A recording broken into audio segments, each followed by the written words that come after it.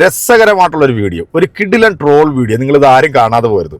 ഈ ക്രിസ്മസുമായി ബന്ധപ്പെട്ടിട്ട് കേരളത്തിലടക്കം ഇന്ത്യയുടെ വിവിധ സംസ്ഥാനങ്ങളിൽ ക്രൈസ്തവ സമൂഹം ഏറ്റിട്ടുള്ള പീഡനങ്ങളെ കുറിച്ചിട്ടുള്ള വീഡിയോകൾ നമ്മൾ ഒരുപാട് കണ്ടല്ലേ.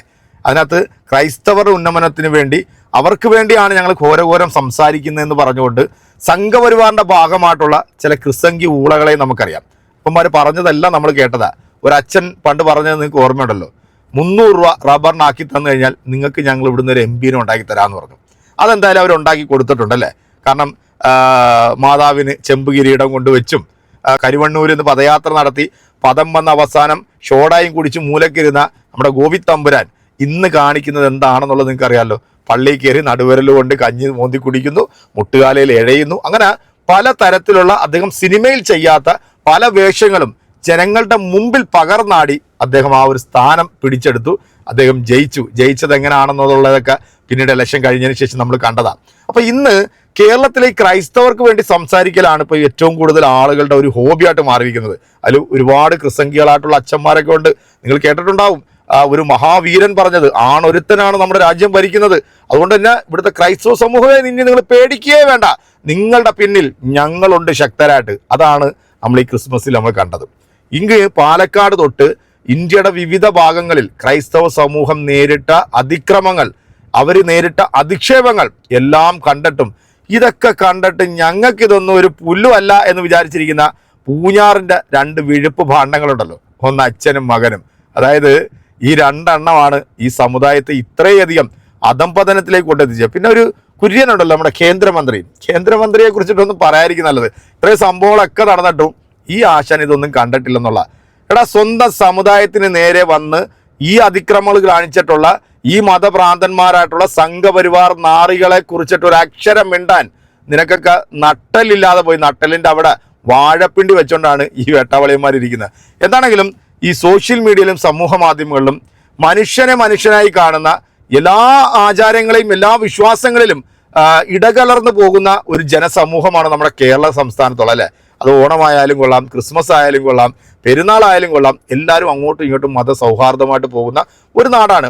ഇതിൽ ഒരു ചെറിയ വിഭാഗം മാത്രം, എല്ലാ മതത്തിലും ഉണ്ട് കേട്ടോ, ഒരു ചെറിയ വിഭാഗം മാത്രമാണ് ഇതിൻ്റെ ഇടയിൽ നിന്ന് കുത്തിത്തിരിപ്പുണ്ടാക്കി ഈ സമുദായത്തെ തമ്മിൽ തല്ലിപ്പിക്കാൻ നോക്കുന്നത്. അത്തരത്തിൽപ്പെട്ട ഒരുപാട് നാറികളുണ്ട്. ഇപ്പോൾ മുസ്ലിം നാമധാരിയായിട്ടുള്ള ജാമിദ, അതുപോലെ തന്നെ ഹാരിഫ് ഹുസൈൻ എന്ന് പറയുന്ന ഹാർപിക് നാറി, ഇതുപോലുള്ള ചില സ്പോൺസേഡ് ആയിട്ടുള്ള ക്രിസ്സംഗികളുടെയും സംഘികളുടെയും സ്പോൺസേഡ് ആയിട്ടുള്ള ഇതുപോലുള്ള ചില ഊളകൾ, അതുപോലെ നമ്മുടെ പാംപ്ലാനി പിതാവ്, ഇവരൊക്കെ ഉണ്ടല്ലോ. ഇവരെല്ലാം അവരുടെ ആവശ്യങ്ങൾ നേടിയെടുക്കാൻ വേണ്ടി ഇവരുടെ ആസനം നക്കി വെളുപ്പിക്കുന്ന ഈ വൃത്തികെട്ട ഊളികൾക്ക് കേരളത്തിലെ പൊതുസമൂഹമാണ് മറുപടി കൊടുക്കേണ്ടത്.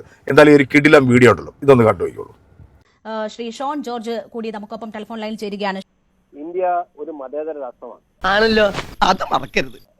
ആ ഒരു വലിയ സങ്കല്പത്തിൽ മുമ്പോട്ട് പോകണമെന്നുള്ള നരേന്ദ്രമോദി സർക്കാരിന്റെ ആഹ്വാനമാണ് അദ്ദേഹം ഘട്ടം ഘട്ടമായി നടപ്പിലാക്കുന്നത്. हम पार्टी के महामंत्री 1 नंबर का करता थे, हमको नोटिस रिसीव नहीं दिया है, हमको टाइम ही नहीं दिया है, अचानक सारा घोष कर दिया है. बाप रे बाप. തീർച്ചയായിട്ടും ആക്ഷേപങ്ങൾ ധാരാളമുണ്ട്. എങ്കിൽ പോലും ഇന്ന് അദ്ദേഹം കൊടുത്തൊരു മെസ്സേജ് എന്താ പറ, എനിക്കറിയില്ല. ഞാനൊരു സെക്കുലർ രാജ്യത്തിന്റെ പ്രധാനമന്ത്രിയാണ്. ആ പ്രധാനമന്ത്രി എന്ന നിലയിൽ എല്ലാ മതവിഭാഗങ്ങളോടും എന്റെ ആഭിമുഖ്യം ഞാൻ ഇവിടെ പ്രകടിപ്പിക്കുന്നു. നിങ്ങൾ പറയുന്നത് പരിപൂർണമായിട്ട് വിശ്വസിക്കാൻ ഞങ്ങൾക്ക് പ്രയാസമുണ്ട് മിസ്റ്റർ മുകുന്ദൻ. ഒരാൾക്ക് ഇവിടെ ഇന്ത്യ മഹാരാജ്യത്ത് ഏതു മതത്തിലും വിശ്വസിക്കാനുള്ള അവകാശമുണ്ട്. അത് സംരക്ഷിക്കാനുള്ള ബാധ്യത BJPക്കുണ്ട്. ഫോർ എക്സാമ്പിൾ, जीसस क्राइस्ट का ग्रंथ का नाम बताओ. जस्ट टेल मी, कहां से मैन्युफैक्चर हुआ है? Of course, it was not printed in India. Bharat वर्ष में ये पैदा हुआ ही नहीं था. विदेशी क्रिश्चियन लोगों का, विदेशी भाषाओं का बाइबल हमारे इंडिया में क्या रहेगा? പക്ഷേ നിർബന്ധിത മതപരിവർത്തനം നടക്കുന്നു എന്ന് ആരോപിക്കപ്പെടുന്ന സ്ഥലങ്ങളിൽ പലയിടത്തും ഇത്തരം വിഷയങ്ങളുണ്ട്. हमारा क्या है? चारों वेद है, मनुस्मृति है, उपनिषद है. हम कोई भी क्रिश्चियनों का बाइबल को फॉलो नहीं करेंगे. അത് ഞങ്ങൾ അറിയുന്ന സ്ഥലങ്ങളിൽ പരിഹരിക്കാൻ നമ്മൾ ശ്രമിക്കാറുണ്ട്. നിർബന്ധിത മതപരിവർത്തനം നടന്നാൽ എന്താണ് ചെയ്യേണ്ടതെന്നത് നമ്മളുടെ നീതിന്യായ സംവിധാനങ്ങളിൽ പറഞ്ഞിട്ടുള്ളതാണ്. അതനുസരിച്ചാണല്ലോ നീങ്ങേണ്ടത്. അല്ലാണ്ട് അവരെ ഏതെങ്കിലും തരത്തിൽ കായികമായി നേരിടാനും മറ്റും ഉള്ള അവകാശം ആരും തന്നിട്ടില്ല. വളരെ വളരെ വളരെ വളരെ നിഗൂഢമായ നീക്കമാണ്. എന്ത് നീക്കമാണ് ഷോൺ നിഗൂഢം എന്ന് പറയുന്നത്? എനിക്കറിയില്ല. ഈ മധ്യപ്രദേശിൽ നടക്കുന്ന UP-യിൽ സർക്കാർ തന്നെ ക്രിസ്മസ് ദിനത്തിൽ സ്കൂളുകൾ തുറന്നു പ്രവർത്തിക്കണമെന്ന് നിർദ്ദേശിക്കുന്ന, ഡൽഹിയിൽ ലജ്പത് നഗറിൽ മലയാളികൾ ഉൾപ്പെടെയുള്ള കരോൾ സംഘത്തെ ബജ്രംഗ് ദൾ പ്രവർത്തകർ വിരട്ടി ഓടിക്കുന്ന സംഭവമൊക്കെ എന്താണ് ആസൂത്രിതം എന്ന് നിങ്ങൾ പറയുന്നത് എനിക്ക് മനസ്സിലാകുന്നില്ല. ആരാണ് ഈ അക്രമ സംഭവങ്ങൾ ആസൂത്രണം ചെയ്യുന്നത്? ആരാണ് നടപ്പാക്കുന്നത്? ആര് ഭരിക്കുന്ന സംസ്ഥാനത്താണ് ഇത് നടക്കുന്നതെന്ന് പകൽ പോലെ വ്യക്തമല്ലേ? തള്ളി താഴെ വീഴ്ച വീണെടുത്തിട്ട് വീണ്ടും ചവിട്ടാൻ വരുമ്പോ ഗതിയില്ലാത്തവന് കർത്താവേ ഉള്ളൊരു പിടിവള്ളി. പക്ഷേ തമ്പുരാൻ താഴെ കറങ്ങി വരത്തില്ലല്ലോ. പരിശോധിക്കൂ, നിങ്ങൾ ആ UP-യിലെ കലണ്ടർ ഒന്ന് പരിശോധിക്കൂ. ഡിസംബർ 25 അവധി ദിവസം തന്നെയാണ്. ഇവരുടെ ഈ ഒരു എളിമ അത് കുറച്ച് അഭിനയമാണോ എന്ന് എനിക്ക് തോന്നി. വാജ്പേയിയുടെ ജന്മദിനമായ അന്ന് ഗുഡ് ഗവേണൻസ് ഡേ എന്ന് ആചരിക്കണമെന്ന് പറഞ്ഞാൽ അത് ക്രൈസ്തവ വിരുദ്ധമാണെന്ന് എങ്ങനെയാണെന്ന് എനിക്ക് പറയില്ല. നിങ്ങൾക്ക് അത് വ്യാഖ്യാനിക്കാം. അങ്ങനെ മുന്നിലിരുത്തി പുകഴ്ത്താണെന്ന് കരുതരുത്. ഇത്രയും നല്ല മനസ്സുള്ളൊരു മനുഷ്യനെ അപ്പോൾ ഞാൻ ചൂണ്ടിക്കാട്ടിയ മറ്റ് അക്രമ സംഭവങ്ങളുമായി ബന്ധപ്പെട്ടൊന്നും നിങ്ങൾക്ക് ഉത്തരവാദിത്തമില്ല. BJP പ്രവർത്തകർ നേരിട്ട് ഇടപെടുന്നതിൽ ഉത്തരവാദിത്തമില്ല. ബജ്രംഗ് ദൾ പ്രവർത്തകർ നടത്തുന്നതിൽ ഉത്തരവാദിത്തമില്ല. പിന്നെ ഒരു ചേട്ടന്റെ സ്ഥാനത്ത് നിന്ന് പറയുക, നീ ഇവിടുന്ന് ഇറങ്ങിക്കഴിഞ്ഞാൽ ഇമ്മീഡിയറ്റ് ആയിട്ട് ഒരു സൈക്കാട്രിസ്റ്റിനെ പോയി കാണണം. നിന്റെ ഭാവിക്ക് വേണ്ടിയാ. 2014 നരേന്ദ്രമോദി അധികാരത്തിൽ വരുന്നതിന് മുമ്പ് ഇത്തരം ആക്രമണങ്ങൾ ഇന്ത്യയിൽ നടന്നിട്ടില്ലേ? ആയിരക്കണക്കിന് 10,000-കണക്കിന് നടന്നിട്ടുണ്ട്. ആ സംഭവങ്ങളെ ഒന്ന് അപലപിക്കാൻ പോലും തയ്യാറായിട്ടില്ല എന്നതാണ്. BJP ഭരിക്കുന്ന സംസ്ഥാനങ്ങളിലാണ് ഇത് നടക്കുന്നത്. BJP സംഘപരിവാർ സംഘടനകളാണ് ഇത് നടത്തുന്നത്. അതിനെ ഒന്ന് അപലപിക്കാൻ പോലും തയ്യാറായിട്ടില്ല. എന്താ കാര്യം? അതിന് ഒരു ബുദ്ധി വേണം.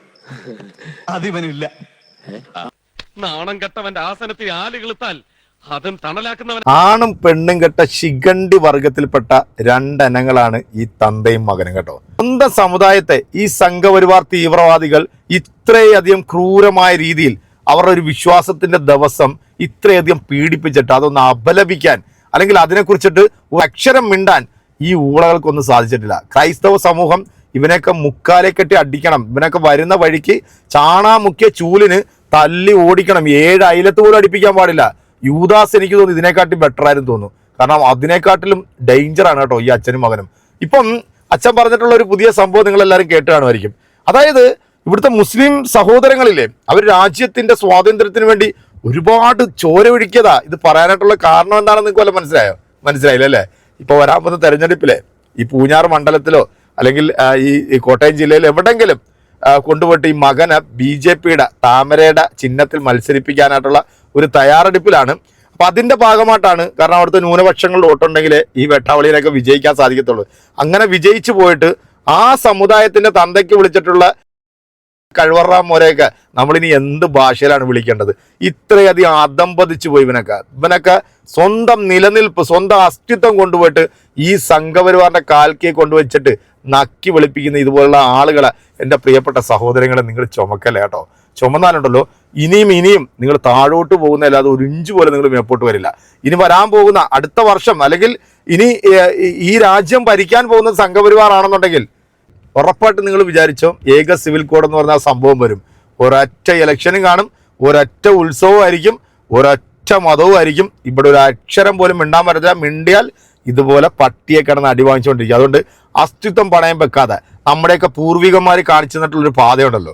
അതായത് ഈ രാജ്യത്തെ ബ്രിട്ടീഷുകാരോട് നേർക്ക് നേർ നിന്ന് പോരാടി നമുക്ക് വാങ്ങിച്ചു തന്ന സ്വാതന്ത്ര്യത്തിലാണ് ഇന്ന് ഇവന്മാരിരുന്നുകൊണ്ട് നമ്മളെ ഇങ്ങനെ കുത്തിക്കൊണ്ടിരിക്കുന്നത്. അപ്പം അതുകൊണ്ട് തന്നെ ഇവിടുത്തെ ന്യൂനപക്ഷങ്ങളായിട്ടുള്ള നിങ്ങളെല്ലാവരും ഒന്നിക്കേണ്ട ഒരു സമയം, ഒരു കാലഘട്ടത്തിലാണ് നമ്മളിപ്പോൾ ജീവിക്കുന്നതെന്ന് മാത്രമേ ഞാൻ ഈ ഒരു അവസരത്തിൽ ഓർമ്മിപ്പിക്കുന്നുള്ളൂ. എൻ്റെ പ്രിയപ്പെട്ട പ്രേക്ഷകരെ നിങ്ങളുടെ കമൻറ്റ് അറിയിക്കുക. അടുത്തൊരു വീഡിയോ നമ്മൾ വീണ്ടും കാണും. അതുവരെയ്ക്കും എല്ലാവർക്കും ബൈ.